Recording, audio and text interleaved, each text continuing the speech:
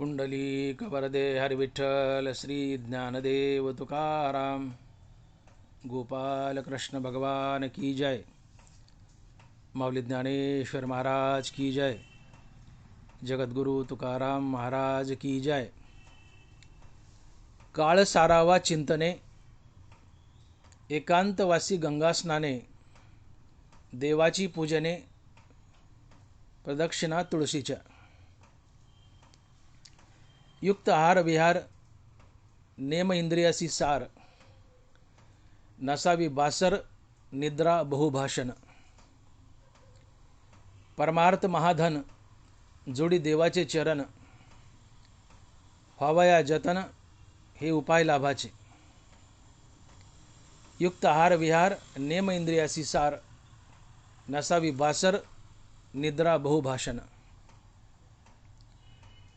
देह समर्पिजे देवा, देह समर्पिजे देवा, भार काहीच न घ्यावा, होईल आगवा तुका म्हणे आनंद। युक्त आहार विहार, नेम इंद्रियासी सार, नसावी बासर, निद्रा बहुभाषण। प्रस्तुत कीर्तनरूपी सेवेसाठी निवडलेला अभंग जगद्गुरु श्री संत तुकाराम महाराज यांचा 4 चरणाचा आणि उपदेशपर प्रकरणातील अभंग आहे। तुकोबाराय म्हणतायत, काळ सारावा चिंतने, एकांतवासी गंगास्नाने, देवाची पूजने, प्रदक्षिणा तुळशीच्या।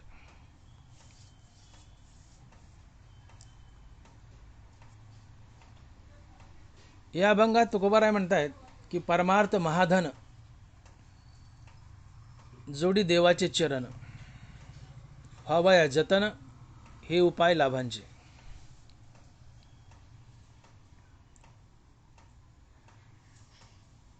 परमार्थ महाधन, परमार्थ हे सर्वात मोठं धन आहे। का तर परमार्थाने देवाचे चरण जोडले जातात, तुम्हाला देवाची प्राप्ती होते। मग हा परमार्थ म्हणजे काय? तर परमार्थ म्हणजे परम म्हणजे सर्वात मोठा, अर्थ म्हणजे अर्थ। ज्याला सर्वात मोठा अर्थ आहे तो परमार्थ। अर्थात परमार्थ म्हणजे नित्य अशा भगवंताच्या प्राप्तीसाठी अखंड केलेली साधना म्हणजेच परमार्थ होय। नित्य अशा भगवंताच्या प्राप्तीसाठी अखंड केलेली साधना म्हणजेच परमार्थ होय। आणि हा परमार्थ महाधन आहे, सर्वात मोठं धन आहे। का तर या परमार्थानं देवाचे चरण जोडले जातात, देवाची प्राप्ती होते। मग हाच आपला परमार्थ जतन व्हावा, कडीला जावा असं वाटत असेल तर तुकोबाराय आपला परमार्थ कडीला जाण्यासाठी काही उपाय सांगतात। आणि ते उपाय तुकोबाराय अभंगाच्या पहिल्या चरणात सांगतायत आणि महाराज लिहित आहेत, काळ सारावा चिंतने, एकांतवासी गंगास्नाने, देवाची पूजने, प्रदक्षिणा तुळशीच्या। काळ सारावा चिंतने,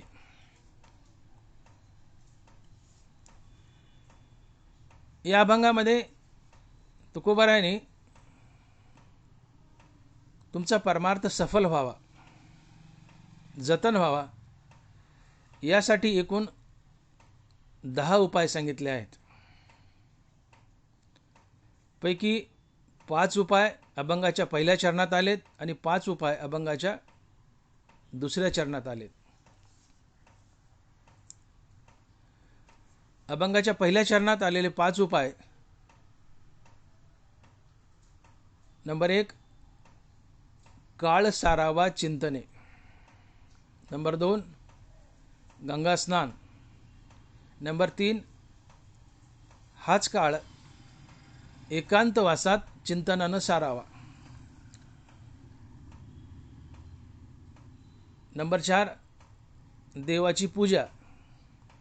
आणि नंबर 5, तुळशीच्या प्रदक्षिणा अर्थात तुळशीची सेवा. एकूण अशी ही 5 उपाय अभंगाच्या पहिल्या चरणात आली आहेत. आणि अभंगाची सुरुवातच तुकोबारायांनी काळ या शब्दापासून केली आहे. काळ सारावा चिंतने हा पहिला उपाय आहे. आणि अभंगाची सुरुवात काळ या शब्दापासून केली आहे.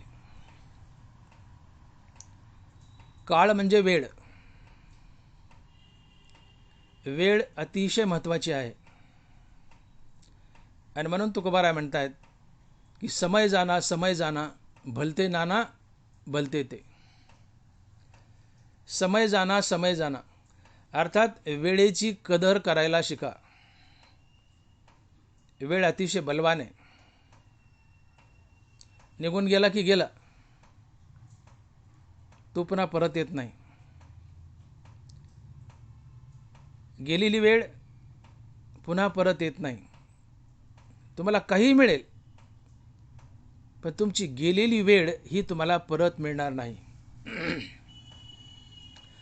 आणि म्हणून एक हिंदी सिनेमातलं गाणं आहे, कोई लौटा दे मेरे बीते हुए दिन, कोई लौटा दे मेरे बीते हुए दिन, बीते हुए दिन वो मेरे प्यारे प्यारे दिन, कोई लौटा दे मेरे बीते हुए दिन, कोई लौटा दे मेरे बीते हुए दिन. तो कवी, तो गायक म्हणतो की कुणी माझे गेलेले दिवस मला परत आणून देईल का?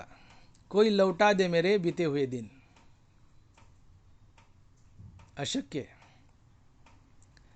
काही आणता येईल, काही मिळवता येईल, पण गेलेली वेळ मिळवता येत नाही. समय मोठा बलवान आहे, गेला की गेला. आणि म्हणून सिनेमाकडं सातत्यानं वाईट नजरेने पाहू नका. सिनेमातूनही बरंचसं घेण्यासारखं असतं. सगळंच नाही, पण बरंचसं घेण्यासारखं असतं. एका हिंदी सिनेमाचं नाव आहे जिंदगी ना मिलेगी दोबारा. जिंदगी ना मिलेगी दोबारा. अतिशय कॅची नाव आहे. हा शब्द काय सुचवतो? जिंदगी ना मिलेगी दोबारा. हा शब्द सुचवतो की तुम्ही मृत्यूचं नित्य स्मरण ठेवा. तुम्हाला पुन्हा लवकर मनुष्यजन्म मिळणार नाही. आणि संत हेच सांगतात, शतवर्षाची गणना, मनुष्यदेह दुर्लभ जाना, जिंदगी ना मिलेगी दोबारा. हा शब्द सुचवतो की तुम्ही तुमच्या मृत्यूचं नित्य स्मरण ठेवा. आणि मुखामध्ये भगवंताचं नाम धारण करून जो मृत्यूचं नित्य स्मरण ठेवतो त्याला देवाची प्राप्ती लवकर होते. कारण मृत्यूच्या नित्य स्मरणाने तुम्हाला वैराग्याची प्राप्ती होते आणि वैराग्यानं देव भेटतो. ते हे विषय वैराग्य जे आत्मलाभाचे भाग्य याने ब्रह्मानंदा योग्य जीव होती. आणि म्हणून सिनेमाची गाणे, टायटल्स यांनाही दुर्लक्षित करू नका. यातून बरंचसं घेण्यासारखं असतं. कोई लौटा दे मेरे बीते हुए दिन. कोण लौटू शकतं? कोण वापस आणू शकतं आपली गेलेली वेळ? कुणीच नाही. गेलेले दिवस कुणीच परत आणू शकत नाही. गेले गेले. भूतकाळ आपला नाही, कारण तो गेला. भविष्यकाळ आपल्या जीवनात येईल का नाही सांगता येत नाही. आहे तो फक्त वर्तमान काळ आपला आहे. आणि तोही मुठीत धरलेल्या पाण्याप्रमाणे निसटून चाललाय. मुठीत धरलेल्या गव्हासारखा नाही, पाण्यासारखा. मुठीत गहू धरले टिकून राहतील, पण मुठीत पाणी धरले किती वेळ टिकेल? हातात धरू धरूच तर पाणी निसटून जातं. म्हणून भूतकाळ गेला, तो आपला नाही, परत येणार नाही. भविष्यकाळ आपल्या जीवनात येईल का नाही याचा भरोसा नाही, आयुष्य किती सांगता येत नाही. आहे तो वर्तमान काळ आपला आहे आणि तोही मुठीत धरलेल्या पाण्यासारखा निष्ठून चालला आहे. आणि म्हणून तुकोबाराय म्हणतायत की करावी तातडी परमार्थाची, संत समागमी धरावी आवडी, करावी तातडी परमार्थाची. परमार्थाची तातडी करा. वेळ निष्ठून चालला, गेला तो गेला, गेलेला परत येत नाही. आणि म्हणून कोई लौटा दे मेरे बीते हुए दिन, तर ते गेलेले दिन पुन्हा परत आणता येत नाहीत. काळ गेला तो गेलाच. कसं मनुष्य जीवन आहे बघा. नेले रात्री नेते अर्धे. तुमचं अर्ध आयुष्य रात्र खाते, अर्ध आयुष्य झोपेत जातं.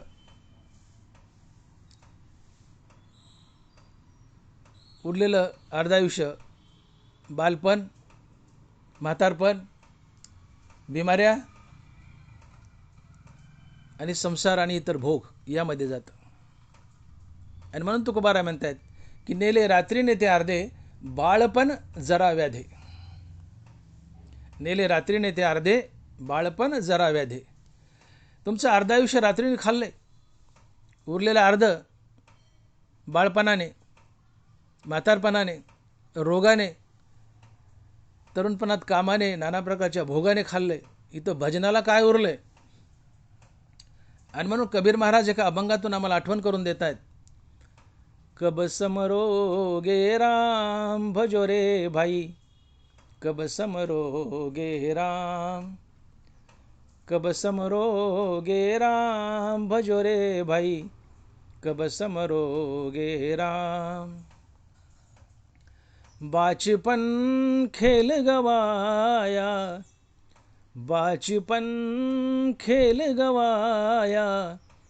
लहानपण खेळण्यात गेलं, बाचपन खेल गवाया. जवानी में काम भजो रे भाई, कब समरोगे राम, कब समरोगे राम भजो रे भाई, कब समरोगे राम. लहानपण खेळण्यात गेलं, तरुणपण संसारात स्त्री भोगात गेलं. जवानी में काम, बाचपन खेल गवाया. जवानी में काम भजो रे भाई, कब समरोगे राम. लहानपण खेळण्यात गेलं, तरुणपण स्त्री भोगात गेलं. आता आलं म्हातारपण. बुढ़ापे में थर थर कांपे, बुढ़ापे में थर थर कांपे. लहानपण खेळण्यात गेलं, तरुणपण स्त्री भोगात गेलं. पुढं म्हातारपण आलं. म्हातारपणी अंगाला थर कापरं सुटलं. बसली जागा उठता येईना, अंग लटलट करू लागले, जीभ तोंडात फसू लागली. कसा राम म्हणता येईल? बुढ़ापे में थर थर कांपे, बुढ़ापे में थर थर कांपे. निकल गया अवसान भजो रे भाई, कब समरोगे राम, कब समरोगे राम भजो रे भाई, कब समरोगे राम. अरे बाबा, रामनाम कधी घेशील? लहानपण खेळण्यात गेलं, तरुणपण स्त्री भोगात गेलं. म्हातारपणी बसली जागा उठवणं, अंगाला थरकापरं सुटलं, जीभ तोंडात फसू लागली. कधी रामनाम घेणार? नेले रात्रीने ते अर्धे, बाळपण जरा व्याधे. अर्ध आयुष्य झोपीत जातं, उरलेलं अर्ध लहानपणात, म्हातारपणात, बिमाऱ्यात, संसारात, स्त्री भोगात जातं. इथं भजनाशी काय उरले? आणि म्हणून वेळेची कदर करायला शिका. जो वेळेची कदर करतो, वेळ त्याची कदर करते, त्याला सर्व काही मिळून देते. पण जो वेळेची कदर करत नाही, त्याच्या पदरात काहीच पडत नाही. बरेचसे लोक म्हणतात, देवदेव का लहानपणी करायचा असतो का? मजा मजा करू. हे काय तुझं देवदेव करायचं वय आहे का? म्हातारपणी देवदेव करू, म्हातारपणी परमार्थ करू. नाथ महाराज म्हणाले, म्हातारपणी परमार्थ करू, काळ काय तुझा आज्ञा धरू. म्हातारपणी परमार्थ करू, काळ काय तुझा आज्ञा धरू. अरे तू म्हणतो म्हातारपणी परमार्थ करू, काळ काय तुझा आज्ञाधारक आहे का? तू म्हातारा होशील कशावरून? तरुणपणात मरायचा नाही कशावरून? आणि म्हणून म्हातारपणी परमार्थ करू हे म्हणणं चुकतंय. कारण काळ कोणाचा आज्ञाधारक नाही, तो तुम्हाला कोणत्याही समय घेऊन जातो.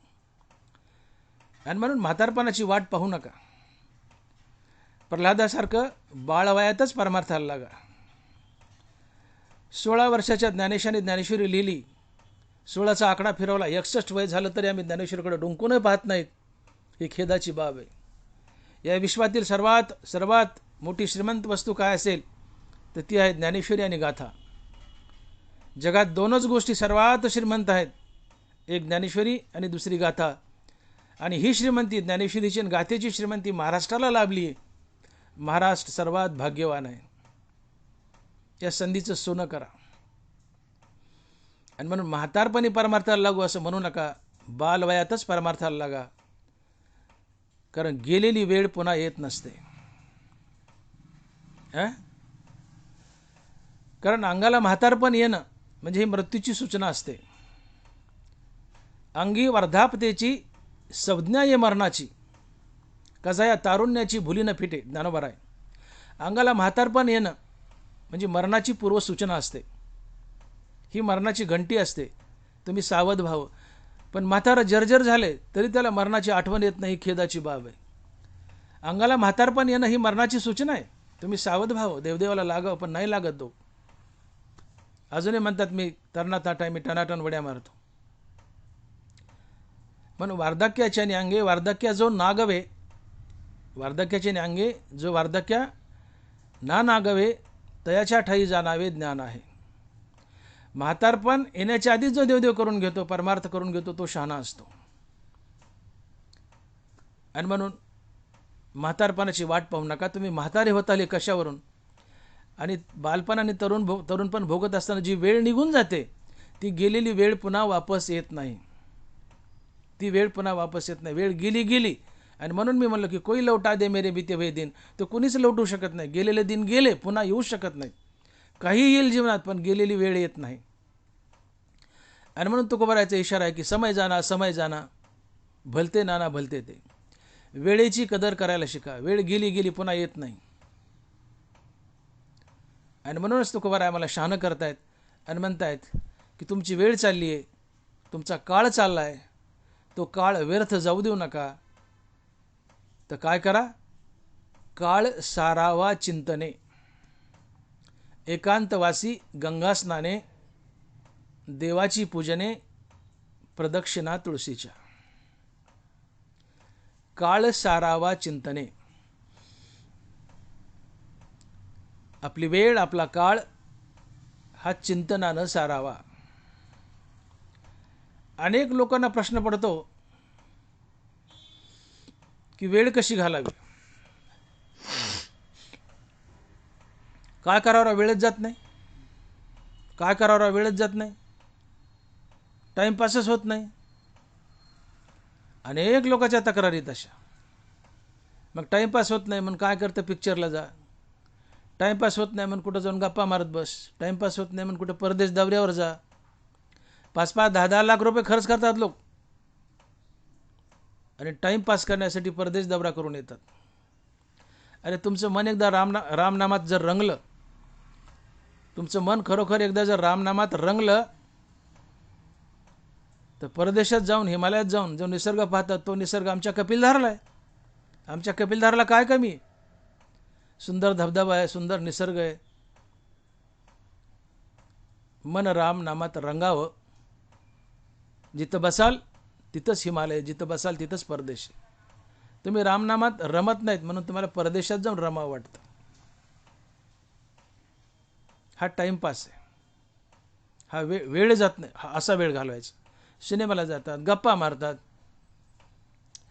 50 माणसं ज्ञानोबा बोले, 50 अक्षरी करीशी बरोबरी शे की तुझे तोंड तुझं वैरी रे. चव्हाट्यावर जर माणसं बसले 10-5 तर नाना प्रकारच्या इकड तिकडच्या सटरफटर गप्पा करतील, पण एकदाही त्याच्या तोंडात देवाचं नाव येत नाही. ज्ञानोबा म्हणले, सावधान सावधान, जग तुझं वैरी नाही आहे. तुझं वैरी कोण आहे? तुझी जीभ आहे म्हणले. का? 50 शब्द बोलतो पण एकदाही तुझ्या तोंडात राम येत नाही, देवाचं नाव येत नाही. तू तुझा वैरी आहे, तुझं तोंड तुझं वैरी आहे. जग नाही. 50 अक्षरी करीसी भरोवरी, शिकी तुझे तोंड तुझं वैरी रया. आणि म्हणून वेळेची कदर करा. वेळ वाया दौडू नका, टाईमपास करू नका. हो, रस्त्यावर ते चुरमुरे खारेमुरे विकत असतात, ते पोरं म्हणतात टाईमपास खारेमुरे, टाईमपास खारेमुरे. अरे खारेमुऱ्यात टाईमपास करू नका रे बाबानो. टाईम, समय, वेळ ही अतिशय मूल्यवान आहे. गेली की गेली, ती खऱ्यामुऱ्यात घालायची नाही आहे. इकडे तिकडे फिरण्यात, सटाक्या मारण्यात, सिनेमा पाहण्यात.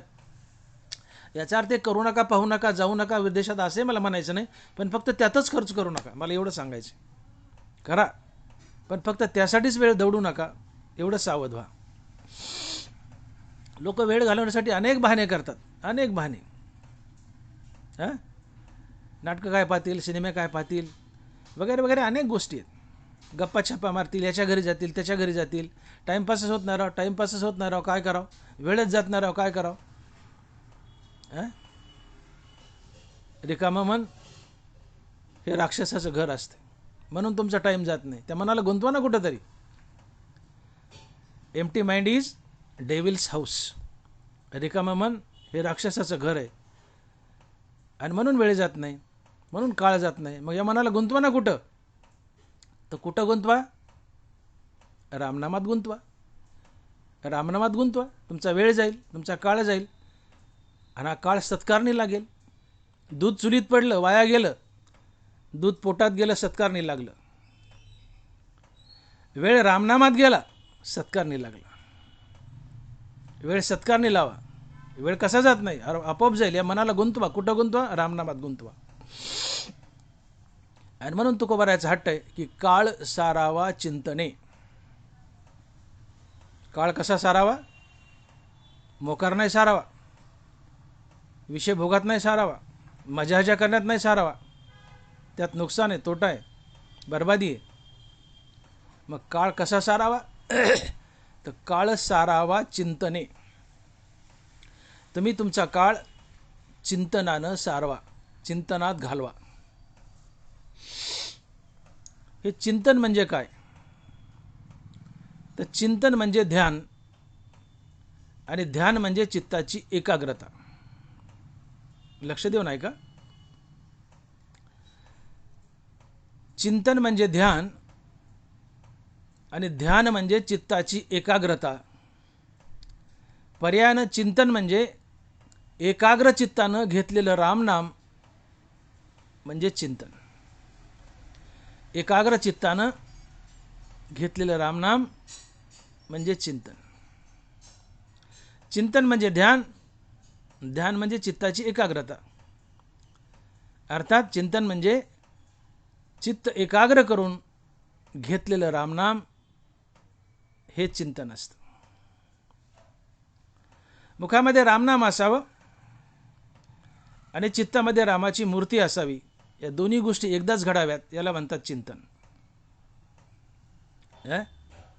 मुखामध्ये रामनाम असावं आणि चित्तामध्ये रामाची मूर्ती उभी राहावी. या दोन्ही गोष्टी एकदाच कराव्यात, याला म्हणतात चिंतन. आणि म्हणून तुकोबाराय म्हणतात की ऐसे धरोनिया ध्यान, मने करावे चिंतन. ऐसे धरोनिया ध्यान, मने करावे चिंतन. मुखामध्ये रामनाम आणि चित्तामध्ये रामाची मूर्ती, या दोन्ही गोष्टी एकदाच घडाव्यात, याला चिंतन म्हणतात. आणि मग काय होतं, नाम घेता उठाउठी, पुढे उभा जगजेठी. तुकोबाराय अर्थात चित्ताची एकाग्रता साधून अति आवडीनं घेतलेलं रामनाम हे चिंतन असते. तुकोबाराय आणखीन एका अभंगातून बोलले की ठाईच बैसोनी करा एकचित्त, आवडी अनंत आळवावा. फरक एवढा, या अभंगात म्हणतात की काळ सारावा चिंतने, एकांतवासी गंगा स्नाने. साधकाला या अभंगातून सांगतात की तू एकांतवासात जाऊन रामनामाचं चिंतन कर. आणि ठाईच बैसोनी करा एकचित्त, या अभंगात सांगतायत की साधका तू जिथं आहे तिथं बस. आणि तुझं चित्त एकाग्र कर, एकचित्त कर आणि रामनाम घे. उपदेश सारखाच आहे, पण एक ठिकाणी सांगितलं जिथं आहेस तिथंच रामनाम घे एकाग्र चित्ताने. एका अभंगात सांगतायत की एकांतवासात जाऊन चित्त एकाग्र कर आणि रामनाम घे. दोन्ही ठिकाणी चिंतनच सांगितलंय, फक्त जागा वेगळी. ठाईचं बैसुनी करा एकचित्त, आवडी अनंत आळवावा. जिथं आहे तिथं. आणि काळ सारावा चिंतने, एकांतवासी गंगा स्नाने. इथं मात्र एकांतवासात जा असं सांगितलंय. साधकाची दशा उदास असावी, उपाधी नसावी अंतर्बाह्य. साधक हा उदास असावा, अंतर्बाह्य उपाधी नसावी. अर्थात साधक हा विरक्त असावा. साधक हा विरक्तच असावा. ज्याच्या जीवनात विरक्ती नाही तो साधकच नाही आहे, तो विषयी पामरच आहे. तुम्ही किती देवदेव करा आणि किती परमार्थ करा, वैराग्य जीवनात आला नाही तो पण तुम्ही साधकच नाही आहेत. तुम्ही म्हणून घेता सध्या स्वतःला साधक, पण तुम्ही साधक नाहीत, विषयी पामरच. तर तुकोबारांनी साधकाची व्याख्या सांगितली की साधकाची दशा उदास असावी, उपाधी नसावी अंतर्बाह्य. उदास असावा म्हणजे विरक्त असावं. या देहावरी उदासू ऐशी अपरी, उखिता जैसा बिडारी बैसला असे. ज्ञानोबा आहे. देहावर उदास असावा म्हणजे देहाचा विसर पडावा. उदास या शब्दाचा अर्थ विसर पडणे, मग तो देहाचा असो की संसाराचा असो. संसाराचा विसर पडणे म्हणजे उदास होणे, यालाच वैराग्य म्हणतात. आणि म्हणून विरक्ती धारण करून जो एकांतामध्ये चित्त एकाग्र करून भगवंताचं अति आवडीने नाम घेतो ते चिंतन असते. आणि म्हणून तुकोबाराय आम्हाला आदेश देत आहेत, उपदेश करतायत की काळ सारावा चिंतने. काळ जर चिंतनानं सारवला तर हाच खरा परमार्थ असतो.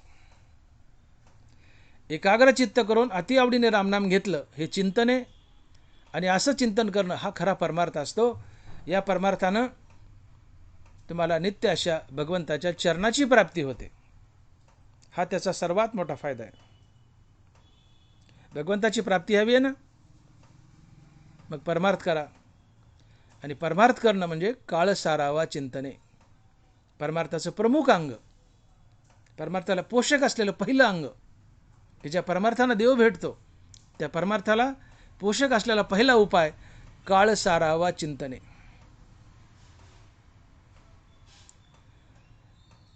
आणि याला पुष्टी देताना दुसरा उपाय सांगतायत तुकोबाराय की एकांतवासी गंगा स्नाने.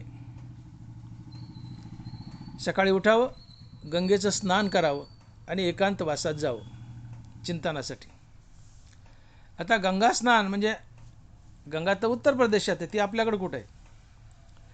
पण ढोबळमानानं आपण प्रत्येक गावातल्या नदीला गंगाच म्हणतो. प्रत्येक नदी ही गंगाच आहे. गंगा म्हणजे ती उत्तर प्रदेशातलीच असावी असं काही नाही, की किंवा दक्षिण गंगा गोदावरी असावी हे बी नाही. तुमच्या गावी असलेली प्रत्येक नदी ही गंगा आहे. आणि म्हणून गंगा स्नान आहे. भीमा आणि चंद्रभागा तुझ्या चरणाची गंगा. आता भीमा म्हणजेच पुढं पुढं पंढरपुरात चंद्रभागा आहे. भीमेला गंगा म्हटलंय, चंद्रभागेला गंगा म्हटलंय, मग या गंगा आहेत का?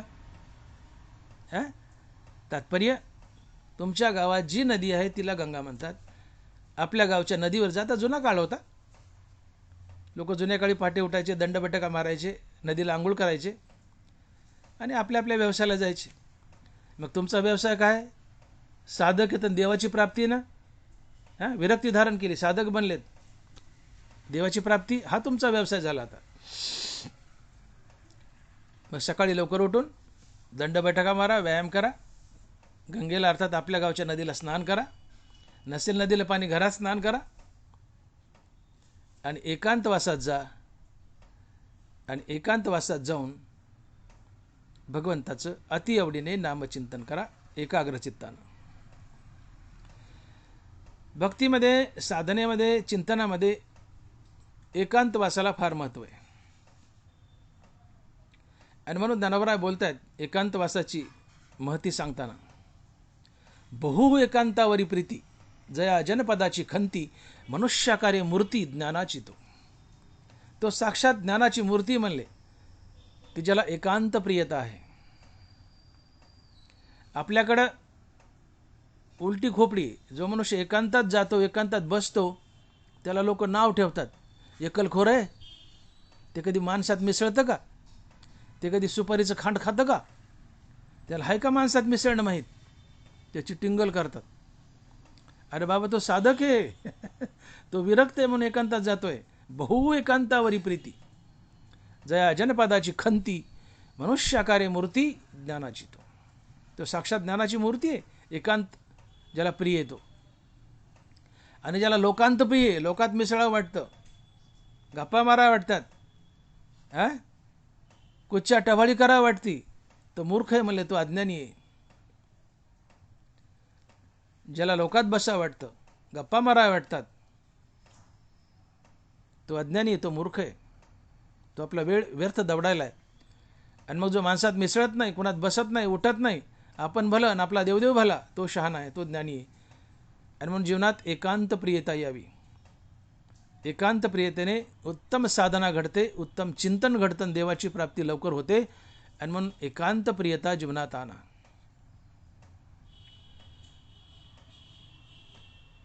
तुम्ही जंगलातच जावं असं काही नाही. तुम्ही शेतकरी आहात,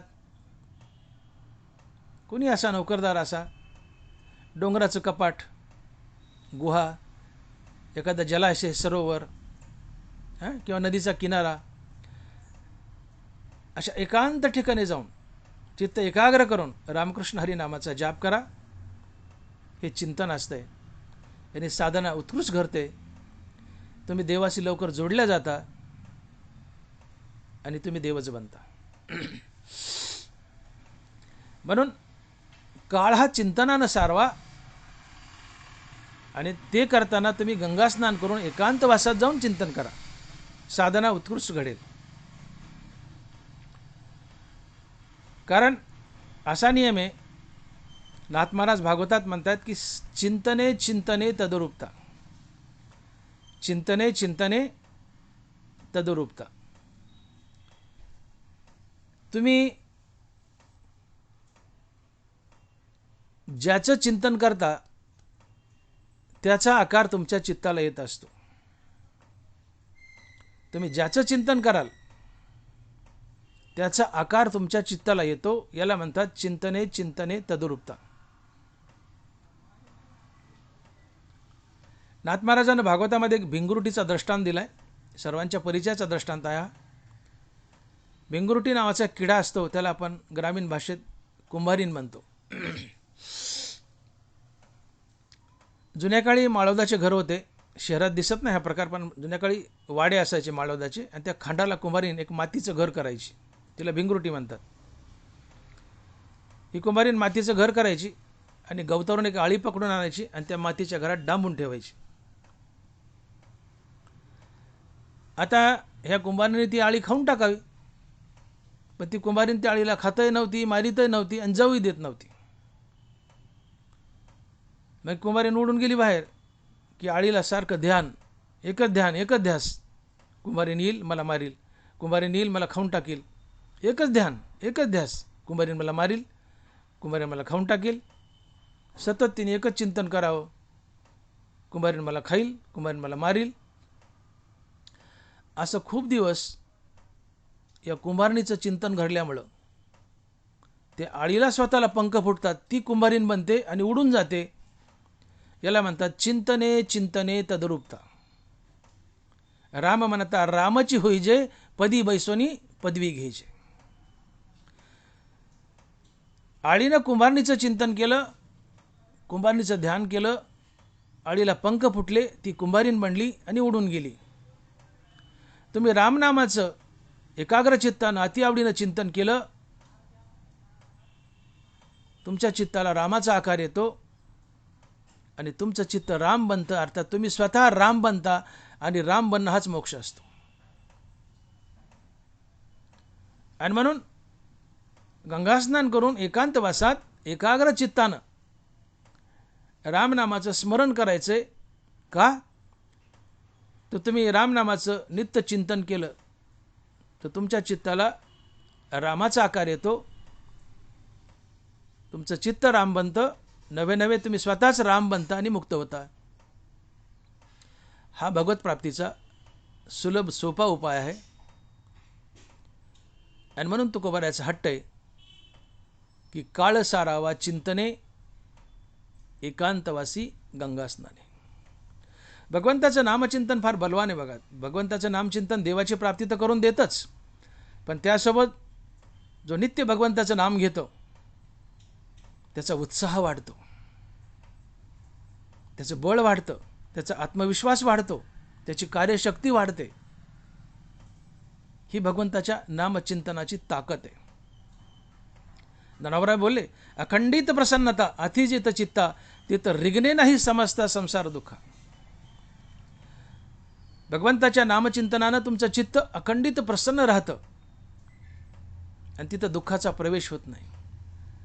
आणि म्हणून बघा, जे नामचिंतन करतात भगवंताचं, हे वारकरी वगैरे वगैरे टनाटन उड्या मारतात, दिंडीत पायी जातात, गारव्यात बिरव्यात पावसात झोडपतात, सर्दी पडसा येतं, घोरमडा येतं, त्यांना काही होत नाही, दगडासारखे निबर असतात. का? बळ वाढतं, उत्साह वाढतो, कार्यशक्ती वाढते, आत्मविश्वास वाढतो. कशाने? भगवंताच्या नामचिंतनाने. आणि जे भगवंताचं नामचिंतन करत नाहीत, हे हे हे हे हे माझं हे दुखत आहे, माझं ते दुखत आहे, मला मुंग्या येतात, मला घेड्या येतात, मला गोळे येतात. अरे काय मुंग्या आणि काय घेड्या? तू देवापासून दूर आहे, देवाचं नाव घेत नाही म्हणून बिमार आहेस. तू देवाचं नाव घे, तुझं चित्त प्रसन्न राहील. जिथं प्रसन्नता आहे तिथं दुःखही नाही, रोगही नाहीत. अखंडित प्रसन्नता अतिजेत चित्ता तिथं रिगणे नाही समजता संसार दुःख. जयाचे जठरू वाहे अमृताचा निर्झरू, क्षुधा त्रशा अडदरू कैचा तेत. आणि ज्याच्या पोटात अमृताचा झरा वाहतो त्याला तहान भूक कशी सतावेल? तसं ज्याच्या मुखात नित्य हरिनाम आहे त्याला संसाराचं दुःख कसं सतावेल? तो अप्रसन्न कसा राहील? भगवंताचं नामचिंतन करतो तो सातत्यानं प्रसन्न असतो, उल्हासित असतो, टनाटन उड्या मारतो. म्हातारा असला तरी उड्या मारतो. का? मुखात भगवंताचं नाम आहे. म्हणून भगवंताच्या नामचिंतनाने तुम्ही प्रफुल्लित राहता, प्रसन्न राहता, उल्हासित राहता, कार्यशक्ती वाढते, बळ वाढतं, उत्साह वाढतो, आत्मविश्वास वाढतो. आणि याशिवाय सगळ्यात मोठा फायदा, तुम्हाला देवाची प्राप्ती होते. देवाची प्राप्ती होते. आणि म्हणून भगवंताचं नामचिंतन करा. आणि म्हणून पुन्हा एकदा सांगतो की चिंतन म्हणजे ध्यान, आणि ध्यान म्हणजे चित्ताची एकाग्रता. आणि म्हणून चिंतन म्हणजे एकाग्र चित्तानं अति आवडीनं घेतलेलं भगवंताचं नामस्मरण, हे चिंतन असते. एकाग्र चित्तानं भगवंताचं केलेलं नामस्मरण हे चिंतन असते. आणि अशा चिंतनानं आपला काळसारा हे परमार्थाचं प्रमुख अंग आहे की ज्या परमार्थानं तुम्हाला देव भेटतो. परमार्थ महाधन जोडी देवाचे चरण. तुकोबार आहे. आणि मग हे चिंतन करताना गंगा स्नान करा, एकांतवासात जा, साधना चांगली घडते, देवाची प्राप्ती लवकर होईल, देवाची अटॅचमेंट लवकर होईल. एकांतप्रियता कशी महत्त्वाची बघा. एखादा साधू जर 10 लग्नाला गेला, भपकेबाज लग्न आहेत, डिंग डॉंग, सगळे डॉल्बीच डिंग डॉंग लग्न आहेत, 10 लग्नाला, साधू जर 10 लग्नाला गेला तर साधू असाधू बनतो तिथलं विकारी वातावरण पाहून. पण एखादा असाधू जर 10 अंत्ययात्रेला गेला तर असाधू साधू बनतो 10 अंत्ययात्रा अटेंड करून. का? त्याला वैराग्य होतं. आणि म्हणून एकांत प्रियता फार महत्त्वाची आहे. साधना जर कडीला जावं असं वाटत असेल तर हमेशा आयसोलेट करा स्वतःला, समाजापासून आयसोलेट करा. तुमचा कामधंदा समाजात जाऊन काय करायचं करा, पण पटकन स्वतःला आयसोलेट करा, वेगळं करा, एकांतात राहा, एकांतप्रिय व्हा आणि एकांतात भगवंताचं अतिआवडीने नामचिंतन करा. तुमचा परमार्थ सफल होईल, देव लवकर भेटेल. आणि मग सकाळी उठा, आजही म्हातारपणी 50 जोर 50 बैठका मारा, काही होत नाही. खणाखण घाम काढा अंगातून, गंगेचं स्नान करा, घरात गार पाण्याने स्नान करा, गरम पाणी वापरूच नका. जोर काढला गरम पाण्याची गरजच नाही, अंग गरम होतं. गार पाण्याने आंघोळ करा गंगाळाच्या पाण्याने, एकांतात जाऊन भगवंताचं नामचिंतन करा. आणि मग तुकोबाराय बोलतायत, काळ सारावा चिंतने एकांतवासी गंगा स्नाने. पुढं म्हणतात देवाची पूजने. हा चौथा उपाय परमार्थ सिद्धीला जाण्याचा, देवाची पूजने. देवाची पूजा फार महत्त्वाची आहे. आता पूजा अनेक प्रकारची आहे. पूजेने चित्ताला प्रसन्नता लाभते. बरोबर आहे म्हणतात. पूजोनी देव पाहिजे पेरोनी शेता जायचे का तोषोनी प्रसादू घ्यायचे अतिथीचा. बरोबर आहे.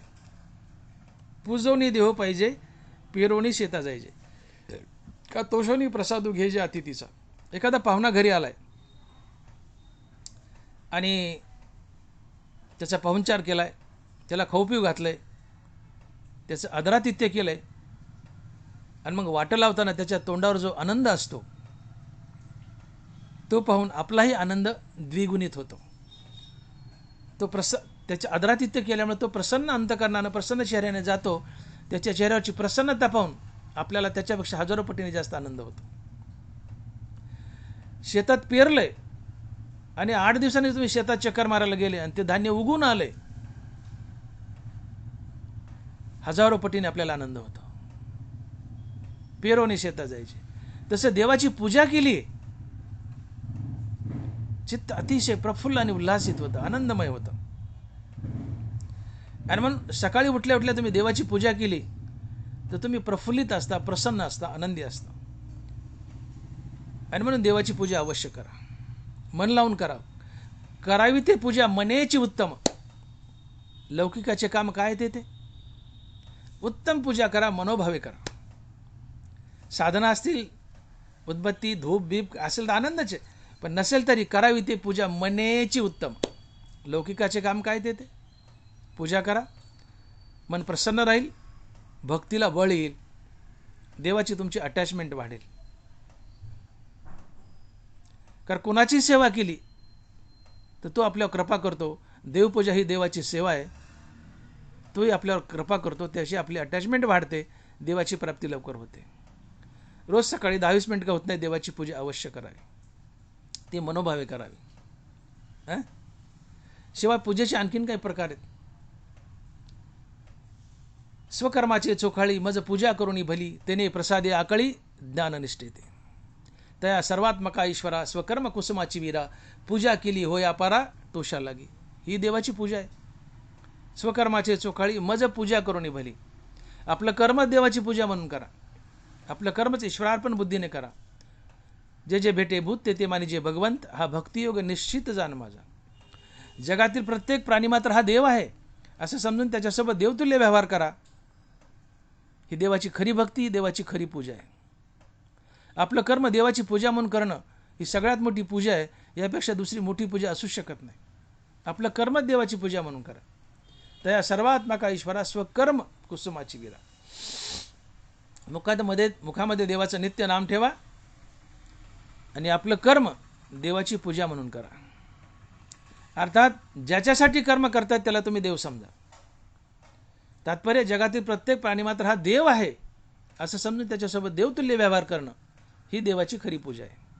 कुणाला फसवू नका, गंडवू नका, नडवू नका, कुणाचं वाईट चिंतू नका, सगळ्याचं चांगलं करा, सगळ्याच्या कामी या, मदतीला या, ही देवाची खरी पूजा आहे. आणि म्हणून या वेगवेगळ्या प्रकारच्या पूजेने देव प्रसन्न होतो. भगवंताची पूजा मनोभावे करा, देवारातल्या देवाची करा, जगातील प्राणीमात्राला देव समजून त्याच्यासोबत देवतुल्य व्यवहार करा. त्या तुकोबाराने सांगितलंय की वर्म सर्वेश्वर पूजनाचे. जगातातील प्रत्येक मनुष्य हा सर्वेश्वर ईश्वर आहे असं समजून त्याला शरण जा, त्याची सेवा करा, मदत करा. हे भक्तीचं खरं वर्म आहे. तरीच कृपा करील नारायण, हेरतो सीन बडबडीची वाणी. प्राणीमात्राला देव समजून शरण गेले ही खरी पूजा आहे. आणि प्राणीमात्राला देव न समजता माणूस समजलं तर देव कधी भेटणार नाही. हे खरं वर्म आहे भक्तीचं. आणि म्हणून विटेवर उभा असलेला विठ्ठल आहे विठ्ठलच, आणि रांगेत दर्शनाला उभी असलेली माणसं विठ्ठलच असं समजून ज्याचं भजन आहे, विठ्ठल त्याच्याच कृपा करतो, इतर कोणावर नाही. आणि मग जग आणि देवाचे 2 तुकडे करू नका. जग हाच देव, विठ्ठलचा विठ्ठल आहे विठ्ठल, रांगेतली दर्शनाला उभी असलेली माणसं विठ्ठलच असं समजून ज्याचं भजन आहे त्याच्यावर देवाची कृपा लवकर होते. आणि म्हणून जगाचे 2 तुकडे करू नका. जग हाच देव. तसे जगा परोते सारोनी पाहिजे माते, तैसा ना विखिते अवघाची मी. जग हाच देव आहे. जगाला देवातून वेगळं सरकू नका. जग हाच देव. विठ्ठल विठ्ठल उभा तो विठ्ठलच, रांगेत दर्शनाला माणसं उभी तेही विठ्ठलच. असं समजून जर भजन असेल, असं समजून पूजा असेल, तर देवाची कृपा लवकर होते. अशा प्रकारे देवाऱ्यातल्या देवाची पूजा तर कराच, पण जगतात देव पहा. जगातील प्रत्येक प्राणीमात्र हा देव आहे असं समजून त्याच्यासोबत देवतुल्य व्यवहार करा. ही देवाची खरी पूजा आहे. देवाची तुमची अटॅचमेंट वाढेल, देव लवकर भेटेल.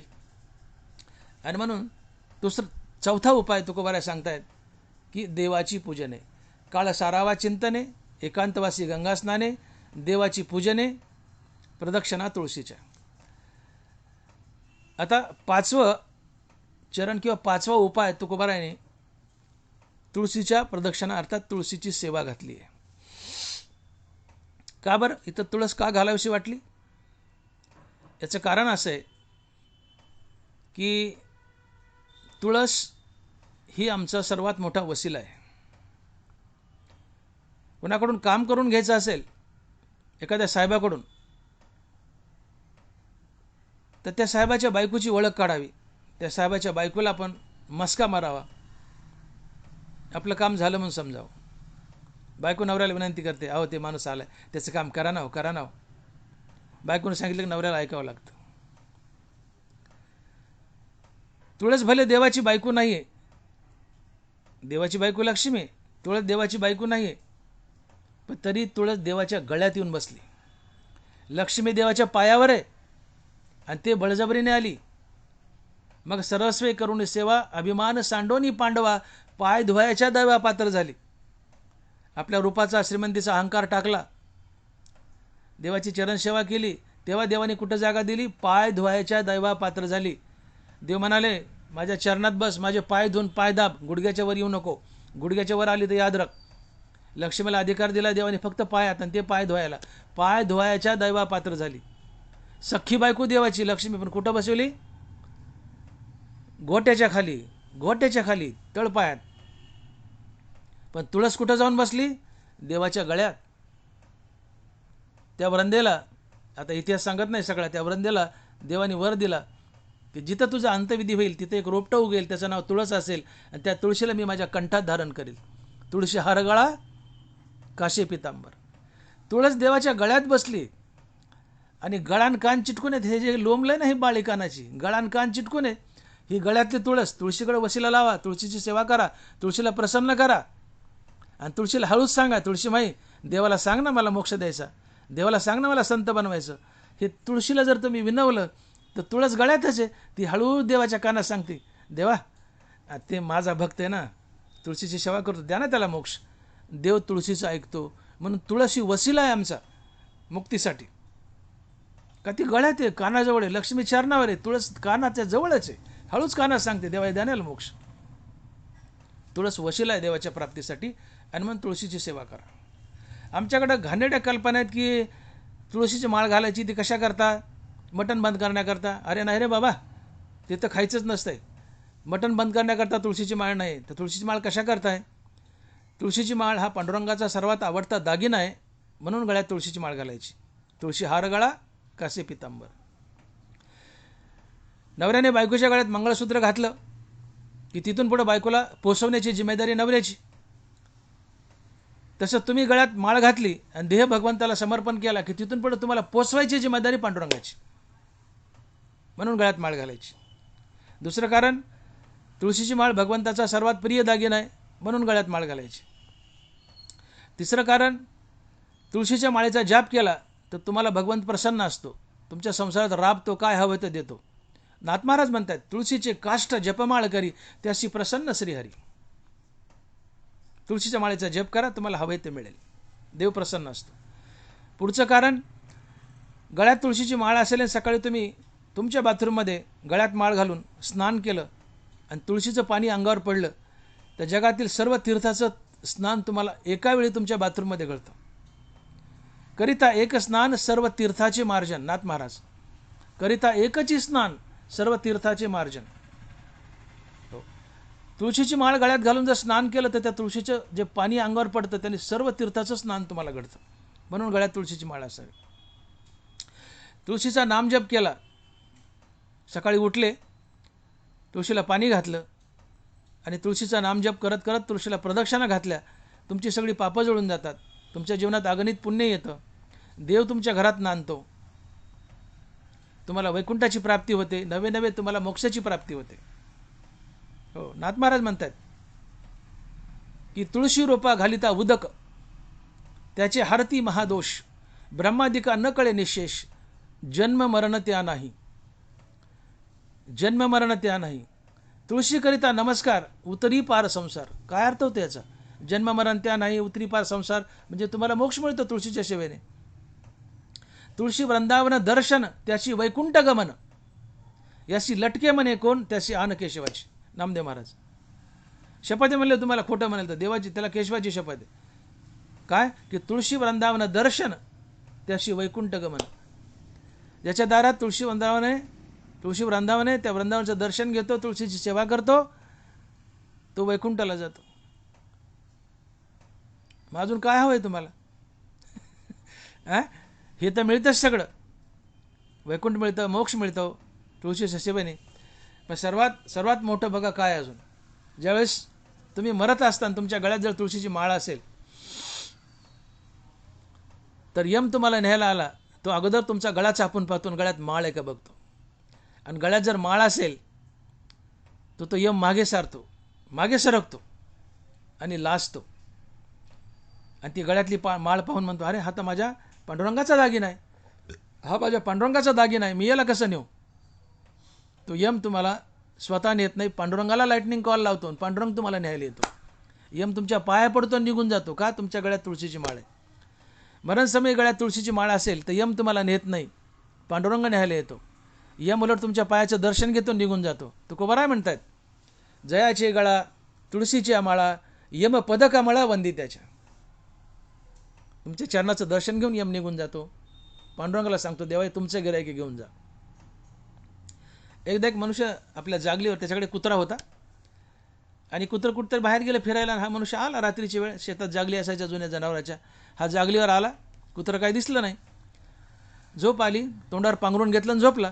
पण अर्ध्या तासाने कुत्रं आलं, तो पण त्याला झोप लागली. कुत्रं म्हणलं, कोण झोपलंय बा? कारण कुत्र्यानं पाहिलं नव्हतं. कुत्रं भुंकायला लागलं, खूप भुंकायला, आणि तोंडावरचं पांघरून काढलं. कुत्र्यानं पाहिलं तर आपला मालक. कुत्रं लाजलं आणि मागं सरकलं. कुत्रं लाजलं आणि मागं सरकलं. अरे मी मालकालाच भुंकायलं. लाजलं कुत्रं, मागं सरकलं. तसं मरताना यमाने जर तुमच्या गळ्यात माळ पाहिली तर यम लाजतो आणि मागे सरकतो. अरे हा तर माझ्या मालकाचा पांडुरंगाचा दागिना आहे. यम मागे सरकतो आणि पांडुरंगाला लाइटनिंग कॉल लावतो आणि तुम्हाला घेऊन जा म्हणतो. पांडुरंग येतो आणि तुम्हाला घेऊन जातो. आणि म्हणून तुळशी वृंदावन जयाचे घरी, त्याशी प्रसन्न श्रीहरी, ते वर्जियले यमकिंकरी आज्ञा आहे म्हणून या. आणि म्हणून ज्याच्या गळ्यात तुळशीची माळ आहे त्याला यम आणि यमाचे किंकर न्यायला येत नाहीत, कारण त्यांना तिथं जाण्याची आज्ञा नाही आहे. माळधारक जर मेला तर त्याला नेण्यासाठी पांडुरंगच येतो, तुम्हाला वैकुंठाची प्राप्ती करून देतो, नवे नवे मोक्ष देतो. हा तुळशीच्या माळेचा महिमा आहे. आणि ही तुळस स्वतः तर कृपा करतेच मुक्तिदान करण्यासाठी, पण ही भगवंताच्या गळ्यात आहे. आणि गळ्यातला तावीत माणसाच्या सगळ्यात जवळचं, किंवा माणसावर कोणाचा अधिकार असतो त्या गळ्यातल्या तावीताचा असतो. आपण म्हणतो ना, आर ओस के गले में का तावीत आहे. तुमच्या गळ्यात ही माळ म्हणजे देवाच्या गळ्यातलं तावीत आहे. देवावर सगळ्यात जास्त अधिकार माळेचा आहे. लक्ष्मीचा पुन्हा आधी माळेचा आहे, जरी देवाची बायको नसली तरी, कारण ती देवाच्या गळ्यात आहे आणि कानाच्या जवळ आहे. ही हळूच कानात सांगते तुळस देवाला, देवा हे माझं भक्त, याला मोक्ष द्या ना. आणि म्हणून तुळस आमचा सर्वात मोठा वसिला आहे पांडुरंगाला पटवण्यासाठी, मोक्ष मिळवण्यासाठी. आणि म्हणून तुळशीची सकाळी उठून पाणी घालून, प्रदक्षिणा घालून, तिचं नामस्मरण करून सेवा करा, तुम्हाला भगवंताची प्राप्ती लवकर होईल. आणि हा 5वा उपाय आहे. आणि म्हणून तुकोबाराय म्हणतात की काळ सारावा चिंतने, एकांतवासी गंगा स्नाने, देवाची पूजने, प्रदक्षिणा तुळशीच्या. परमार्थ कडीला जावा यासाठी तुकोबारायांनी अभंगाच्या पहिल्या चरणात ही 5 उपाय सांगितली आहेत, 5 साधनं सांगितली आहेत. आता अभंगाच्या दुसऱ्या चरणात राहिलेली 5 साधनं आणि 5 उपाय सांगतायत. आणि महाराज लिहित आहेत, युक्त आहार विहार, नेम इंद्रियासी सार, नसावी बासर, निद्रा बहुभाषण. युक्त आहार विहार, नेम इंद्रियासी सार, नसावी बासर, निद्रा बहुभाषण. 5 पहिल्याच सांगितली आहेत, उरलेली 5 उपाय दुसऱ्या चरणात सांगितली आहेत. तर दुसऱ्या चरणात सांगितलेली 5 उपाय जे आहेत परमार्थ कडीला जावा यासाठी, त्यातला पहिला उपाय आहे युक्त आहार विहार. अर्थात तुमच्या आहारावर तुमचं नियंत्रण असावं, तुमचा परमार्थ सफल होईल असं तुकोबाराय म्हणतात. आणि म्हणून ज्ञानोबाराय लिहित आहेत आहार तरी सेविजे परियुक्तीचे निमापे मविजे आणि क्रियाजात आचरिजे तयाच स्थिती. साधक योगी यांचा आहार फार युक्त असावा, मर्यादित असावा. जास्त खाऊ नये, निवळ उपाशी राहू नये. आहार मर्यादित असावा. आणि म्हणून ज्ञानोबाराय लिहित आहेत आणि अंगाबळ यावे ना तरी क्षुधा जावे का जिभेचे पूर्वी मनोरथ. भोजन करते विकी या तिहिते न लेखी आहारी मित संतोषी माप नसुये. बघा ज्ञानोबाराय काय म्हणतात की जेवण करताना माझ्या अंगाला बळ यावं, माझी भूक जिरावी किंवा माझ्या जिभेचे चोचले पुरावेत यासाठी साधकानं जेवण करायचं नसतंय. आहारी मित संतोषी माप नसवे. साधक हा खाण्यासाठी जगत नसतो, जगण्यासाठी खात असतो. त्याला जगायचं असतं, देवाची भक्ती करायची असते, देव मिळवायचं असतं म्हणून खात असतो, मजा करायसाठी खात नसतो. साधक हा करपात्री असावा. साधक हा करपात्री असावा. तुम्ही बघा जैन लोकांमध्ये, जैन लोकांचे जे साधू आहेत ते करपात्री असतात. एखादा जैन साधू एखाद्या जैनाच्या घरी गेला, असे 2 हाताची वंजळ करतात ते साधू महात्मे आणि त्या माता मावल्या जैनाच्या त्यांच्या हातात ओततात. मग आंब्याचा रस असो, फळं असो, जेवण असो, भाजी भाकरी काही असो, हातात ओततात आणि ते असं त्या वंजळीत तोंड घालून खातात. याला म्हणतात करपात्री. करपात्री शब्दाचा अर्थ वंजळीत बसेल तेवढंच खायचं. आहारी मित संतोषी माप नसवे. जेवताना काटा लावित नाही, मला हेच पाहिजे, एवढंच पाहिजे. वंजळीत बसेल तेवढं खायचं. याला साधक म्हणतात. ही साधना कडीला जाते. म्हणून याला म्हणायचं युक्त आहार, बॅलन्स्ड आहार असा. एक वेळेस जेवतो तो योगी, 2 वेळेस जेवतो तो भोगी आणि 3 वेळेस जेवतो तो रोगी. 3 वेळेस जेवतो तो रोगी असतो. रसना अनावरी तुका म्हणे ढुंगव आहे. 3 वेळेस खातील तर तुझ्या ढुंगणाला धार लागेल. तुकाराम महाराज म्हणतात, मी नाही. रसना अनावरी तुका म्हणे ढुंगव आहे. 3 वेळेस खाल्लं की ढुंगणाला धार लागेल हे तुकाराम महाराज म्हणतात, कारण तो भोगी असतो. भोगे वाढे रोग. म्हणून 1 वेळेस जेवतो तो योगी, 2 वेळेस जेवतो तो भोगी, 3 वेळेस जेवतो तो रोगी आहे. साधकानं एकच वेळेस जेवावं, कारण अतिजेवणानं झोप येते, मेंदू डिप्रेशनमध्ये जातो, साधना कडीला जात नाही, मनुष्य सारखा लोळत राहतो. निवळ उपाशी राहणं चांगलं नाही आहे, अति खाणंही चांगलं नाही आहे. आहार मर्यादित असावा. पळी बेसनात फिरली का आणि श्रीखंडात फिरली काय तिला सुखदुःख होत नाही. तसं जेवण करताना तुम्ही काही खा, तुम्हाला सुखदुःख होऊ नये. रसस्वाद झाला तर होऊ द्या, पण सुखदुःख होऊ नये. ते पळीसारखं राहावं. अन्न कधी चव घेऊन खाऊ नये. जे समोर आले ते गटागटा खाऊन मोकळं व्हावं. आणि म्हणून बघा ज्ञानोबाराय म्हणतात की श्रोत्रादी इंद्रिय आवरती परी रसने नियमन करते ते सहस्र जा कवळी ती विषयी आहे. वरी वरी पालवी खुडीजे आणि मुळी तरी उदक घालीजे कैशेनी नासून निपजे वृक्षात आहे. ते उदकाचे निबळे अधिके आडवेनी अंगे फाके तसा मानसी विषय पोखे रसनेद्वारे. तसा मानसी विषय पोखे रसनेद्वारे. रसना म्हणजे जीभ. तसा मानसी विषय पोखे रसनेद्वारे. तुमच्या विषय वासना जर कशाने बळावत असतील तर ते जिभेच्या चोचल्याने. आणि म्हणून आपल्याकडे मन आहे, याला इगार आठवायली. चांगलं चुंगलं खायला लागला तर माणसामध्ये याला इगार आठवायला लागली. त्याचा मानसी विषय पोखे रसनेद्वारे. एरा इंद्रिया विषय तुटे परंतु नियमो न रस हटे. हो, इतर इंद्रियाला तुम्ही नियमन केलंय पण जिभेला नियमन केलं नाही. नियमो न रस हटे. जिभेला आवर घाला, मग तुम्ही कुणी असा. हो, साधक असा, साधा मनुष्य असा, जिभेला आवर घाला, अन्यथा तुमचं वाटोळ होणारच. जीभ चरायला खायला स्वैर सोडू नका. तुम्ही बघा, हे आम्ही कीर्तनकार लोक अनेक ठिकाणी आम्हाला कीर्तनाला जावं लागतं. संध्याकाळी मुक्काम पडतो आणि लोकांची इच्छा असती महाराजांना आमच्या घरी यावं, महाराजांना आमच्या घरी यावं, आमच्या घराला पाय लावा, आमच्या घराला पाय लावा.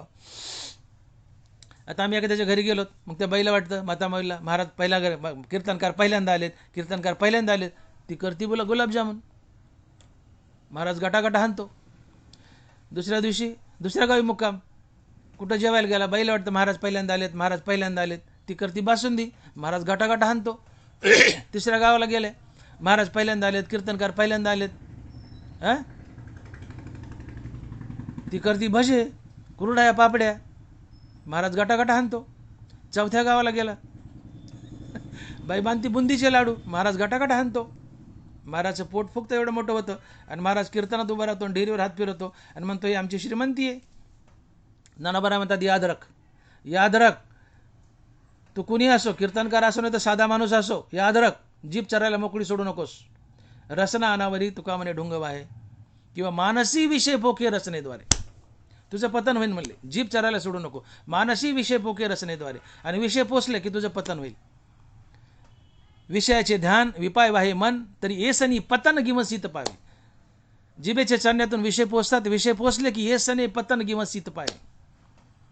विषयाचं चिंतन ध्यान केलं तर तुझं पतन होईल म्हणले. परमार्थ कडीला जायचं नाही म्हणून जिभेला आवर घाला. युक्त आहार, आहार हा मर्यादित असावा, बॅलन्स्ड असावा. जीभ चरायला मोकळी सोडू नका. आणि म्हणून इथं विशेषतेने ज्ञानोबांनी जोर दिलाय की आहार संतुलित असावा आणि तो शुद्ध शाकाहार असावा. एरवी तरी पायी स्वभाववर्धीची ठाई, आहारा वाचुनी नाही बळे आहे तो. मुखामध्ये भगवंताचं नाम, सज्जनाची संगती आणि शुद्ध शाकाहार या 3 गोष्टींनी तुमचा सत्वगुण वाढतो आणि सत्वगुण देवाची प्राप्ती करून देतो. विपाय वाढे सत्व शुद्ध तेव्हा ज्ञानाशी करी साध, एरा दोघे ओकद ये राहते. शुद्ध शाकाहाराने सत्वगुण वाढतो, सत्वगुण देवाची प्राप्ती करून देतो. मग शुद्ध शाकाहार असावा आणि तो सीमित असावा, बॅलन्स्ड असावा, मर्यादित असावा. म्हणून जिभेला आवर घाला. ज्याने जिभेला आवर घातला त्याचा परमार्थ लवकर सफल होतो. प्रभू रामचंद्रानं लक्ष्मणाला आत्मज्ञान मिळावं यासाठी भगवान शंकराकडे पाठवलं. लक्ष्मण आत्मज्ञानासाठी येत आहे हे भगवान शंकरानं ओळखलं. भगवान शंकर विवस्त्र झाले, अंगावरचे कपडे फेकले, एका हातात जीभ धरली आणि एका हातात लघवीची जागा धरली आणि उभे राहिले. लक्ष्मण गेला आणि बघतो तर त्याला हा प्रकार किळसवाना वाटला. तो तसाच परत आला आणि देवाला म्हणतो, रामचंद्राला, देवा काय हा किळसवाना प्रकार, असला कसला देव. उघडा नागडा झाला आणि एका हातात जीभ धरली, एका हातात लघवीची जागा धरली. बरोबर रामचंद्र म्हणाले, अरे लक्ष्मणा, तुला भगवान शंकराने आत्मज्ञानच शिकवलं. म्हणले कसं काय? म्हणले त्यांनी इशारा केला की जो आपल्या जिभेला आणि लघवीत जागेला आवर घालतो त्याला लवकर आत्मज्ञान होतं. आणि म्हणून जिभेला आवर घाला, जीभ चरायला मोकळी सोडू नका. जिभेला आवर घाला. श्रोत्रादी इंद्रिय आवरती परी रसने नियमून करती, ते सहस्रदा कवळीती विषयी. हे उदकाचे निबळे आधी आडवेनी अंगे फाके, त्याचा मानसी विषय पोके रसनेद्वारे. जीभ चरायला मोकळी सोडू नका. सीमित, बॅलन्स, युक्त आहार घ्या. युक्त आहार, विहार. पुढचा मुद्दा विहार. हो, विहारही अति चालणं चांगलं नाही, सारखं जागेवर बसून राहणं चांगलं नाही. मपिला बोली बोलीजे का मितला पावली चालीजे, निद्रेही मान दीजे अवसर एके. मपिला बोली बोलीजे का मितला पावली चालीजे, मितला पावली चालीजे. अति चालणं चांगलं नाही, अति बसून राहणं चांगलं नाही. साधकानं योग्यानं कामापुरतं चालावं, कामापुरतं बसावं. कुठल्या गोष्टीचा हट्ट नको, तो साधक नसतोच. तो त्याच्या क्रिया बॅलन्स्ड असाव्यात, युक्त असाव्यात. आहार विहार, युक्त आहार विहार, नेम इंद्रियासी सार. आहारयुक्त असावा, विहारयुक्त असावा, अर्थात मर्यादित चालणं असावं. अति चालणं चांगलं नाही, निवळ बसून राहणं चांगलं नाही. सारखा व्यायाम करणं चांगलं नाही, निवळ व्यायाम न करणं चांगलं नाही. आजकाल बघा तुम्ही पेपरात, टीव्हीवर बातम्या येतात, अमका ॲथलेटिक पहिलवान जिम करताना हार्ट अटॅक येऊन मेला. Excessive exercise, excessive exertion, attack येतात, मरतात. अतिरेक नको. कुठलाही व्यायाम, कुठलंही चालणं अति नको. सारखं बसून राहणं चांगलं नाही, सारखं चालणंही चांगलं नाही. निवळ व्यायाम न करणं चांगलं नाही, सारखं व्यायाम करणं चांगलं नाही. दोन्ही घातक आहे. बसून राहायला रोग होतात, खूप व्यायाम केला अटॅक येतात. म्हणजे जसा आहार तसा विहारही संतुलित असावा, युक्त असावा, बॅलन्स्ड असावा. साधना लवकर सफल होईल, परमार्थ कडीला जाईल. युक्त आहार विहार, नेम इंद्रियासी सार. पुढचा मुद्दा आहे किंवा उपाय आहे, नेम इंद्रियासी सार. इंद्रियाला नियमन करा. इंद्रियाला नियमन करा. इंद्रिय विषयातून काढा आणि भगवंताशी जोडा. इकडचं दारं इकडं मोडायचे. समजा तुम्ही ज्वारीला पाणी देत आहेत, एक वाफा किंवा एक वासारी पाण्यानं भिजली, आता त्या वसारीचं पाणी मोडा आणि कोऱ्या वसारीला सोडा, इकडचं दारं इकडं मोडा. विषयात धावणारी इंद्रिय भगवंताच्या दिशेने त्यांना वळवा. याला म्हणायचं नेम इंद्रियासी सार. हां, जिभेला म्हणायचं घी घी माझे वाचे, गोड नाम विठोबाचे. तुम्ही डोळे घ्या रे सुख, पहा विठोबाचे मुख. तुम्ही ऐका रे कान, माझ्या विठोबाचे गुण. मनात येत धाव घी, राही विठोबाचे पायी. याला म्हणायचं नेम इंद्रियासी सार. तुकोबाराज बोलतात, तुका म्हणे जीवा नको सोडू या केशवा. तुकोबाराने एका अभंगातून इंद्रियांना नियमन कसं घालून द्यावं, त्यांना संसारात काढून पांडुरंगाशी कसं जोडावं, याची युक्ती सांगितली आहे. महाराज म्हणतात की घी घी माझे वाचे, गोड नाम विठोबाचे. वाचे तू इतर काही वाचड बोलूच नको ग, तू काय बोल, विठ्ठलाचं नाम बोल. तुम्ही डोळे घ्या रे सुख, पहा विठोबाचे मुख. पांडुरंगाचं रूप पहा, तोंड निहाळा, डोळ्यानं दुसरं काही घाणेरडे बघू नका. तुम्ही ऐका रे कान, माझ्या विठोबाचे गुण. कानानं तुम्ही हरिकीर्ती ऐका, पांडुरंगाचं भजन ऐका, नामस्मरण ऐका. तोंडाने नामस्मरण तर घ्या, पण कानाने ऐका.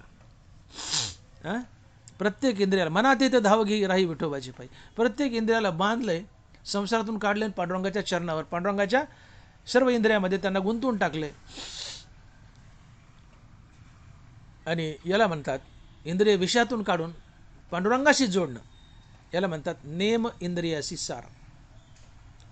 परमार्थ युक्त हार विहार, नेम इंद्रियासी सार. नसावी बासर निद्रा बहुभाषण. पुढचा उपाय आहे नसावी बासर निद्रा. अतिशय आघोरी झोप नसावी. हो, झोपला तर 15-20 तास उठूच नाही. एक तर उशिरा झोपायचं आणि कव्हारं झोपायचं, उठायचंच नाही. ही बासर निद्रा आहे. दीर्घकालीन झोप नसावी. अति झोपणंही चांगलं नाही, सारखं जागरण नाही चांगलं नाही. कारण जो झोपतच नाही त्याचं शरीर नसतेच, शरीर त्याचं नसतेच, तो जिवंतच राहत नाही. म्हणून शरीराला झोपही आवश्यक आहे, पण ती झोप मर्यादित असावी. सारखं झोपणं चांगलं नाही, सारखं जागं राहणं चांगलं नाही. आणि म्हणून ज्ञानोबा बोलतात की मपिला बोली बोलीजे का मितला पावली चालीजे, निद्रेही मान दीजे अवसर एके. निद्रेही मान दीजे अवसर एके. झोपेलाही महत्त्व द्या. आणि म्हणून बघा सप्ताह असेल 7-8 दिवस, तर रात्रंदिवस माणसं त्या सप्त्यातले जागेच असतात. सप्ताह संपले सगळेच बिमार पडतात. सर्दी पडसं खोकलं का हो, सप्त्यात जागलो, सप्त्यात बिमार पडलो, लय रखरख झाली, लय दवदव झाली. ज्ञानोबा सांगतात ना निद्रेही मान दीजे अवसर एके. काही आयटम कमी करा किंवा बारीबारीन करा, पण झोप घ्या ना 7-8 तासाची. नियम मोडला, शरीर तुम्हाला हिसका देणार. मग ते सप्ताह असं नव्हतं काही असो, ज्ञानोबाने सांगितले निद्रेही मान दीजे अवसर एके. मग सप्ताह ते बारीबारीन जागा, सारखं जागू नका, दुःख नाही येईलच तुम्हाला. सारखं झोपणंही चांगलं नाही, सारखं जागा राहणंही चांगलं नाही. मर्यादित असावं. झोप आवश्यक आहे, 7-8 तासाची झोप आवश्यकच आहे. तो योगी असो, साधक असो किंवा साधारण जीव असो, झोप आवश्यक आहे. पण अति झोप नकोय, निवळ जागा राहणंही चांगलं नाही. निद्रेही मान दीजे अवसर एके. युक्त आहार विहार, नेम इंद्रियासी सार. नसावी बासर निद्रा बहुभाषण. ही निद्रा जी आहे यांनी शरीरातले धातूचा बॅलन्स राहतो. जे काही 7-8 प्रकारचे धातू शरीरात, यांचा बॅलन्स टिकण्यासाठी, आणि या बॅलन्समुळं, धातूच्या बॅलन्समुळं, संतुलनामुळं आमची रेजिस्टन्स पॉवर वाढते, प्रतिकारशक्ती वाढते आणि आम्ही बिमार पडत नाहीत. आणि मग झोप नसल्यामुळं या धातूचा बॅलन्स जातो आणि मनुष्याची रोगप्रतिकारक शक्ती कमी होते आणि मनुष्य लवकर बिमार पडतो. म्हणून झोप अति आवश्यक आहे. जो नियमित झोप घेतो, सफिशियंट झोप घेतो, अति नाही पण सफिशियंट झोप घेतो, तो सहसा बिमार पडत नाही, त्याचा रेजिस्टन्स टिकून असतो. झोप आवश्यक आहे. साधकानं झोपावं, पण अति झोपू नये, सारखं जागं राहू नये. नसावी बासर निद्रा. आणि शेवटचं बहुभाषण.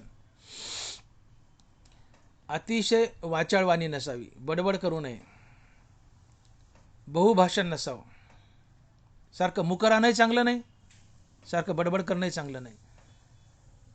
आणि मग ज्ञानोबा बोलतात की मपिला बोली बोलीजे का मितला पावली चालीजे, निद्रेही मान दीजे अवसर एके. यातलं पहिलं घ्या, मपिला बोली बोलीजे. मपिला बोली बोलीजे म्हणजे मोजकं बोला, कामापुरतं बोला. अति बडबड करणं चांगलं नाही, निवड मुकरानंही चांगलं नाही. मोजकं बोला, पण ते गोड बोला, रसाळ बोला. साचे आणि मवाळ, मितुले परिसरळ. बघा, मितुले परिसरळ शब्द जसे कल्लोळ अमृताचे. गोड बोला, मोजकं बोला. का पतिव्रते आले वार्धक्य जैसे. गंगापायी असले का पतिव्रते आले वार्धक्य जैसे. बरोबर आहे. एखादी पतिव्रता आहे आणि तिला म्हातारपण यावं. आधीच पतिव्रता आणि म्हातारी झाली, ती किती प्रेमळ आणि हळूवार बोलेल. या, कधी आले आपण, कुठले आपण, काय काम काढलं, बसा ना, काय हवंय तुम्हाला, बरं बरं करू आपण. का पतिव्रते आले वार्धक्य जैसे. पतिव्रता म्हातारपण आलं, तिचं बोलणं किती प्रेमळ मवाळ असेल, तितकं दैनंदिन जीवनात तुमचं आमचं बोलणं प्रेमळ आणि रसाळ असावं, ही ज्ञानोबारायाची अपेक्षा आहे. आणि याला तुकोबाराय म्हणतात बहुभाषण नको, अर्थात संतुलित भाषण असावं. जीवनात मौन यावं. मौनानं देव भेटतो. हो, ज्ञानोबाराय बोलले, ज्ञानदेवा मौन जपमाळ अंतरी, धरोनी श्रीहरी जपे सदा. ज्ञानदेवा मौन जपमाळ अंतरी, धरोनी श्रीहरी जपे सदा. जीवनात मौन यावं. मौनानं देव भेटतो. मौन या शब्दाचा अर्थ होतो तोंडानं देवाचं नाव घेत घेत मौन या शब्दाचा अर्थ होतो तोंडानं काही न बोलता, मनातल्या मनात रामनामाचा जाप करणं म्हणजे मौन. ज्ञानदेवा मौन जपमाळ अंतरी. मौन पाळणं म्हणजे काय? तोंडानं एक शब्दही बोलायचा नाही, पण हृदयात मनात रामनामाचा सारखा जाप चालू आहे. अतिशय दृढ मौन. श्री रामकृष्ण नामस्मरण. नाथ महाराज मौनाची व्याख्या, अतिशय दृढ मौन श्री रामकृष्ण नामस्मरण. खरं मौन, दृढ मौन काय? तोंडाला कुलूप लावायचं आणि मनाने रामनामाचा मानसिक जाप करायचा. याला ज्ञानोबाराय म्हणतात ज्ञानदेवा मौन जपमाळांतरी, धरोनी श्री हरी जपे सदा. आणि जर तोंडालाच कुलूप लावले आणि आज जर हृदयात रामनामाचा जाप नसेल तर नाथ महाराज म्हणले काय करावे ते मौन, दाही दिशा हिंडे मन. थोबाडाला कुलूप लावलेस पण तुझं मन दाही दिशेला हिंडते, त्या मौनाला काय चवाली. मग तोंडाला कुलूप तर लाव, पण मनाला रामनाम घ्यायला लाव, हे खरं मौन आहे. आणि या मौनानं देव भेटतो. जीवनात मौन यावं. प्रत्येक साधकाच्या जीवनात मौन यावं, देव लवकर भेटतो. मौनगा तुझे राशी नाव, आता स्तोत्री के बांधो हाव. मग म्हणून भजसी ती तुली माव, दिससी ती तुली वाव भजो काही. मौनगा तुझे राशी नाव, आता स्तोत्री के बांधो हाव. आदेवा मौन आहे तुझं, ब्राह्मणाचं राशी नाव आहे म्हणले, आता काय बडबड करू म्हणले, तुझं नावच मौन आहे आणि तुझ्या प्राप्तीसाठी मी बडबडीने तुला कसा प्राप्त करेल म्हणले. ज्याचं नाव मौन आहे त्याला मौनाने प्राप्त करता येतं. तुझं नाव मौन तर मी बडबड करून तुला कसा प्राप्त करेल म्हणले. मौनगा तुझे राशी नाव, आता स्तोत्री के बांधो हाव. देवा तुझं नाव मौन आहे तर मी मौनानंच तुला प्राप्त करेल आणि मौनानं देव भेटतो. साधक नवीन जसे तुम्ही तांदूळ शिजायला टाका, तांदूळ आदनात कच्चे तो पण टनाटना उड्या मारतात, तसा साधकही परमार्थात टनाटना उड्या मारतो नवीन. पण ते तांदूळ शिजत गेले की त्याचा गाळ होतो, बुडाला बसतात. तसं साधक परिपक्व झाला की त्या तांदळासारखा गाळ होतो, बुडाला बसतो. गाळ व्हावं, बुडाला बसावं. जीवनात मौन यावं, टनाटना उड्या मारू नये, मौनानं देव भेटतो. आणि म्हणून ही उरलेली 5 उपाय तुकोबाराने दुसऱ्या चरणात सांगितलेत.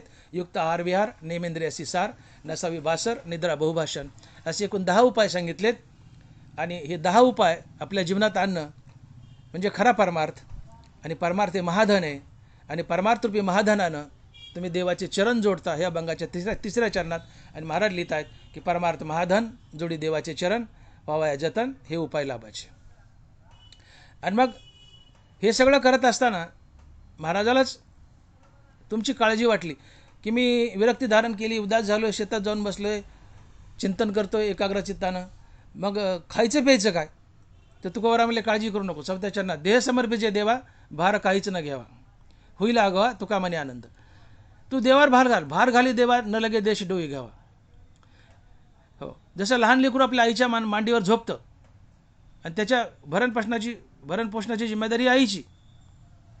ती आई काही करो, 1 महिन्याचं तहानं बाळ आईच्या मांडीवर झोपले, ती काळजी आईला. तसं तुम्ही विरक्त झाले ना, आता तुमच्या भरणपोषणाची जिम्मेदारी देवाची. आणि मग तुकोबाराय बोलले की देह समर्पिचे देवा, भार काहीच न घ्यावा. तुम्ही विरक्ती धारण करून जर नामस्मरणाला लागले, चिंतनाला लागले, तर तुमच्या भरणपोषणाची जिम्मेदारी देवाची. तशी एरवी देवाचीच आहे. दैवास्तव देहाचे पाळन, जो चिंतिना देह भरण, तो महायोगी जाण दैवयोगी. आणि म्हणून भरणपोषणाची काळजी करू नका. विरक्ती धारण केली तर आता काय खावं, तर ही जिम्मेदारी देवाची. फक्त देवावर भार घाला, देह देवाला समर्पित करा. हां, देव तुमच्या भरणपोषणाची काळजी करतो, तुम्हाला काळजी करायची गरज नाही आहे. आणि म्हणून देह समर्पित देवा, भार काहीच न घ्यावा, होईल आगवा तुका मने आनंद. विठोबा रखुमाई, जय जय विठोबा रखुमाई, विठोबा रखुमाई, जय जय विठोबा रखुमाई. अर्थात तुम्ही